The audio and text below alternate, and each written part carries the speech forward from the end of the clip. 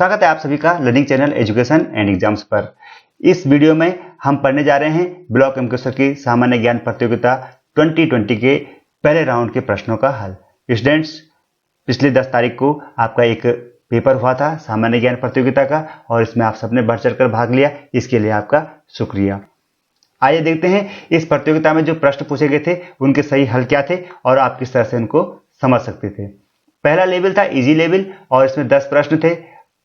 इनमें से भी पहला प्रश्न था वर्तमान में फैली वैश्विक महामारी को आधिकारिक रूप से क्या नाम दिया गया है। तो स्टूडेंट्स, कोरोना वायरस से जो बीमारी फैली हुई है वर्ल्ड हेल्थ ऑर्गेनाइजेशन ने इसका आधिकारिक नाम दिया है कोविड-19। तो सही जवाब है सी। अगला प्रश्न था निम्न में से कौन सा युग्म सही है। तो स्टूडेंट्स देख रहे हैं आप, विश्व जनसंख्या दिवस 11 जून लिखा था, ये गलत है क्योंकि जनसंख्या दिवस 11 जुलाई को होता है। अंतर्राष्ट्रीय शिक्षक दिवस 5 अक्टूबर को बिल्कुल सही जवाब है। सुशासन दिवस 15 दिसंबर गलत है, इसको 25 दिसंबर होना चाहिए था। और राष्ट्रीय मतदाता दिवस 25 जनवरी होता है। तो 3 गलत थे और सही ऑप्शन था अंतर्राष्ट्रीय शिक्षक दिवस 5 अक्टूबर। अगला प्रश्न था बॉम्बे डक तथा हिल्सा किसके उदाहरण हैं। तो इसके लिए सही जवाब था कि ये समुद्री मछलियां हैं, ऑप्शन सी। इसके बाद था निम्न में से कौन सी एक मिश्र धातु नहीं है। तो देखो स्टूडेंट्स, मिश्र धातु की अगर हम बात करेंगे तो कांसा मिश्र धातु है, पीतल भी मिश्र धातु है और स्टेनलेस स्टील मिश्र धातु है। 2 या 2 से अधिक धातुओं के मिश्रण से बनी है। इनमें से तांबा यानी कॉपर एक शुद्ध मेटल है, तो यही सही जवाब था। अगला प्रश्न था भारत का राष्ट्रीय चिन्ह अशोक के सारनाथ स्तंभ पर निम्न में से किस पशु का चित्र अंकित नहीं है। स्टूडेंट्स, जो हमारा राष्ट्रीय चिन्ह है सारनाथ का अशोक स्तंभ, तो उसमें आपने देखा होगा शेर तो है ही 4 मुख वाला, और जो अशोक चक्र बीच में बना है उसकी एक तरफ बैल है और एक तरफ घोड़ा है। तो जो पशु उसमें नहीं बना है वो है बाघ, तो सही विकल्प होता बाघ। अगला प्रश्न था वर्ष 1976 में आपातकाल के समय भारत के राष्ट्रपति कौन थे। तो स्टूडेंट्स 25 जून 1975 को आपातकाल की घोषणा हुई थी भारत में और उस समय जो राष्ट्रपति थे भारत के वो थे फखरुद्दीन अली अहमद। तो सही जवाब था बी। इसी प्रकार एक और प्रश्न था फिल्मों तथा नाटकों में कृत्रिम धुआं या नकली बादलों के लिए किस गैस का प्रयोग किया जाता है। तो इसका सही जवाब है कार्बन डाइऑक्साइड, वो भी लिक्विड कार्बन डाइऑक्साइड। इसके बाद हम बात करेंगे उत्तराखंड से संबंधित प्रश्न की। तो ये प्रश्न था उत्तराखंड को विशेष राज्य का दर्जा कब मिला। तो स्टूडेंट्स आप जानते हैं कि 9 नवंबर 2000 को उत्तराखंड का गठन हुआ था और ये घोषणा हुई थी कि इसको हिमालयी राज्यों में विशेष राज्य का दर्जा दिया गया। तो इसको 1 अप्रैल 2001 से मान्य किया गया। एक और प्रश्न था स्टूडेंट्स मानव विकास सूचकांक 2019 में निम्न में से किस देश की रैंक भारत से बेहतर है। तो स्टूडेंट्स मानव विकास रिपोर्ट संयुक्त राष्ट्र संघ का जो UNDP है, संयुक्त राष्ट्र मानव विकास कार्यक्रम, तो वह जारी करता है और उसमें अगर भारत और भारत के पड़ोसी देशों को देखें तो सबसे अच्छी रैंक श्रीलंका की है जो भारत से भी बेहतर है। तो इससे सही ऑप्शन था श्रीलंका। अगला प्रश्न था निम्न में से किस उत्पाद पर ISI निशान छपा होता है। तो ISI निशान की अगर हम बात करेंगे तो विद्युत उपकरणों पर यह होता है। पहले राउंड के 10 प्रश्नों के बाद आपने नेक्स्ट पर जाना था और फिर खुलता लेवल 2, यानी कि यहां पर थोड़ा सा कठिन प्रश्न आपको मिलते। तो आइए देखते ये प्रश्न कौन कौन से हैं। इसमें था 1905 के बंगाल विभाजन के समय भारत का वायसराय कौन था। तो ये सही जवाब है। 1905 जब बंगाल का विभाजन हुआ था तो लॉर्ड कर्जन ने इसको करवाया था। तो सही जवाब हो जाएगा ऑप्शन ए। अगला प्रश्न देखिए स्टूडेंट्स, एक श्रृंखला दे रखी थी और इसमें बताना था कि अगले 3 पद कौन से हैं। तो स्टूडेंट्स यहां पर आप देखेंगे कि 2, 9, 28, 65 और 126 हैं। इनसे ठीक एक पहले की संख्या देखेंगे तो ये आएगा 1, 8, 27, 64 और 125, जो कि प्राकृतिक संख्याओं के घन है। 1 का घन 1 और उसमें 1 जोड़ देंगे तो 2 आ जाएगा। 2 का घन 8 और उसमें 1 जोड़ देंगे तो 9 आ जाएगा। 3 का घन 27 और उसमें 1 जोड़ के आता है 28। इसी प्रकार ये 4 का घन, ये 5 का घन, तो यहाँ पर 6 का घन में 1 जोड़ेंगे तो 6 का घन होता है 216 और उसमें 1 जोड़ेंगे तो आएगा 217। तो इसके लिए ऑप्शन या तो ए वाला होगा या डी वाला होगा। इसके लिए अब अगला देखना पड़ेगा हमें 7 का घन होता है 343 और उसमें 1 और जोड़ना है तो हो जाएगा 344। इसी प्रकार 8 का घन 512 और उसमें 1 जोड़ के 513। तो ऑप्शन हो जाएगा डी। यहाँ पर एक और प्रश्न था स्टूडेंट्स, भारत के सर्वोच्च न्यायालय के संबंध में कौन सा कथन सही नहीं है। तो यहाँ पे 4 कथन दिए गए थे, इनमें से 3 सही है और जो गलत है उसको छांटना था। सर्वोच्च न्यायालय का न्यायिक, तो पहला ऑप्शन था सर्वोच्च न्यायालय को न्यायिक पुनरावलोकन का अधिकार प्राप्त है, ये बिल्कुल सही है। सर्वोच्च न्यायालय के न्यायाधीशों की सेवानिवृत्ति आयु 62 वर्ष होती है, यह गलत ऑप्शन था, क्योंकि सर्वोच्च न्यायालय के न्यायाधीशों की सेवानिवृत्ति जो है वो 65 वर्ष है। हाँ, उच्च न्यायालय के न्यायाधीशों की सेवानिवृत्ति 62 वर्ष होती है, तो ये वाला ऑप्शन ही गलत था, हमने इस पर टिक करना था। अगला प्रश्न था निम्न में सत्य कथन छांटिए, ये भी एक स्टेटमेंट बेस्ड क्वेश्चन था।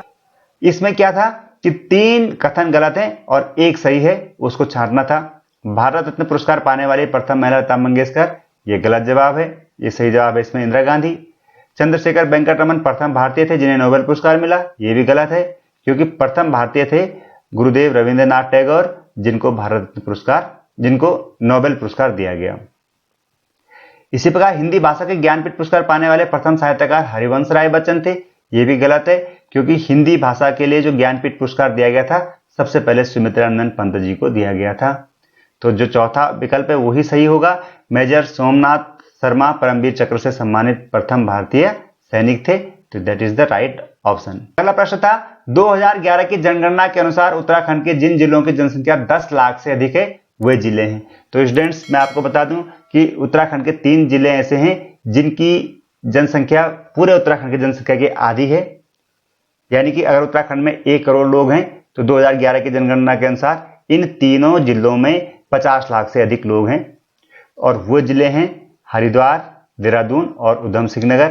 तो जिनमें ये तीनों हैं, यानी कि एक और जिला है नैनीताल जिसकी 10 लाख से थोड़ा कम है, तो जहां नैनीताल है वो विकल्प गलत है, तो सही विकल्प हो जाएगा हरिद्वार, देहरादून और उधम सिंह नगर। अगला प्रश्न भी उत्तराखंड से था स्टूडेंट्स, उत्तराखंड के जिस ताल में महात्मा गांधी की अस्थियां विसर्जित की गई उसका नाम है। तो ये ताल है सुरवदी ताल, इसको चौराबाड़ी ताल भी कहते हैं, केदारनाथ मंदिर के ठीक ऊपर, और ये वही ताल है जिसमें 2013 में जो बाढ़ आई थी इसी ताल के टूटने से आई थी।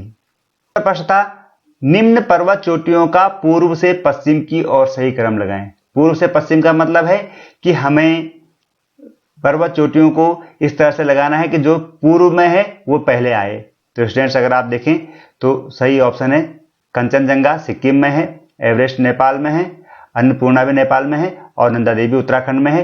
तो सबसे पूर्व में है कंचनजंगा और सबसे उत्तर में नंदा देवी, तो ये वाला ऑप्शन सही है, इसको आपने टिक करना था, और जिन्होंने ये उत्तर दिया होगा उनको पूरे 2 अंक मिले होंगे।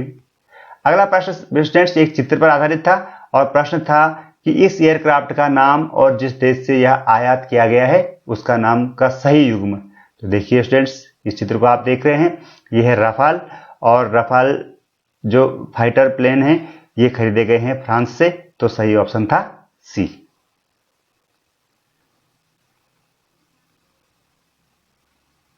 अगला प्रश्न देखिए, वर्तमान वैश्विक महामारी के दौरान आयोजित अमेरिकी ओपन टेनिस प्रतियोगिता का पुरुष एकल खिताब किसने जीता। तो स्टूडेंट्स अमेरिकी ओपन टेनिस हुआ था अभी सितंबर में, और क्योंकि महामारी के कारण बहुत सारे गेम्स जो स्थगित करने पड़े, ओलंपिक तक स्थगित कर दिया गया था, लेकिन ये पहला टूर्नामेंट था, बड़ा टूर्नामेंट, जिसको कि सही टाइम पर आयोजित करवाया गया। और इस टूर्नामेंट के जो पुरुष विजेता खिलाड़ी थे वो हैं डोमिनिक थीम। इसी प्रकार से सेकंड राउंड का लास्ट क्वेश्चन था, क्षेत्रफल के घटते क्रम के आधार पर देशों का सही क्रम कौन सा है। तो 4 देश दिए गए थे, उनमें जो सबसे बड़ा है पहले उसको लिखना था, फिर उसके बाद छोटा, फिर उसके बाद छोटा और लास्ट में सबसे छोटा। तो इन 4 देशों को अगर हम सही क्रम में लगाएं तो आप जानते हैं कि भारत का 7वां नंबर है क्षेत्रफल की दृष्टि से, और भारत से पहले ऑस्ट्रेलिया, ऑस्ट्रेलिया से पहले ब्राजील।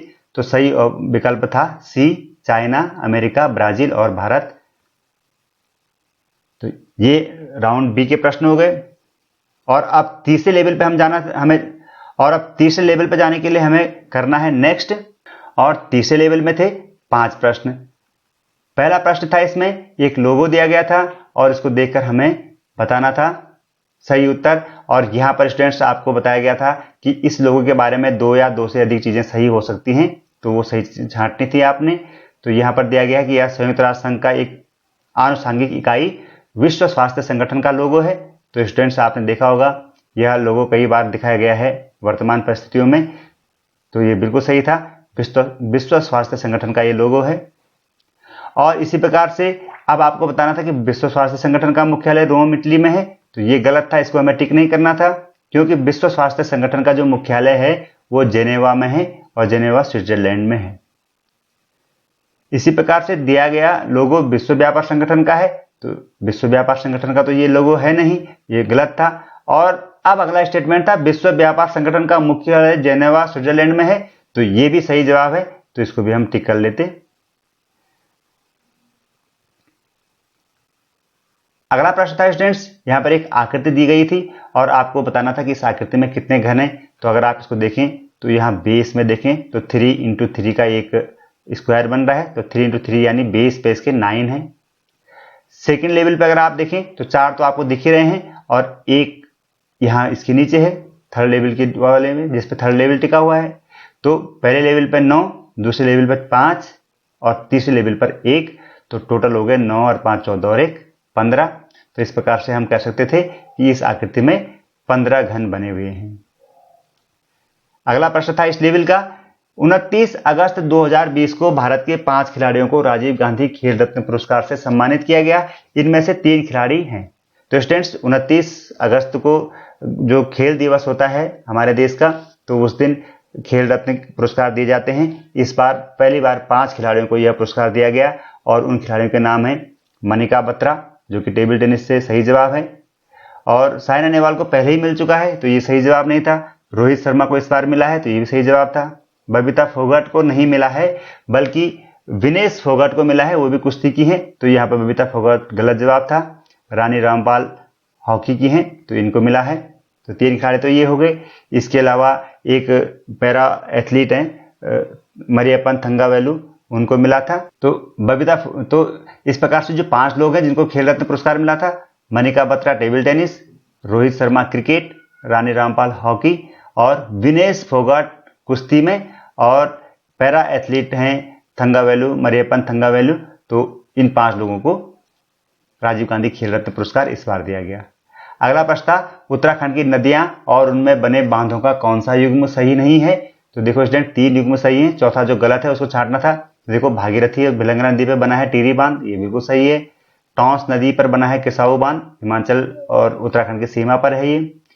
रामगंगा नदी पर कोटेश्वर बांध नहीं बना है, कोटेश्वर बांध बन रहा है गंगा नदी पर, तो यही विकल्प गलत था। और यमुना नदी पर बन रहा है लखवाड़ बांध, तो ये भी सही विकल्प है।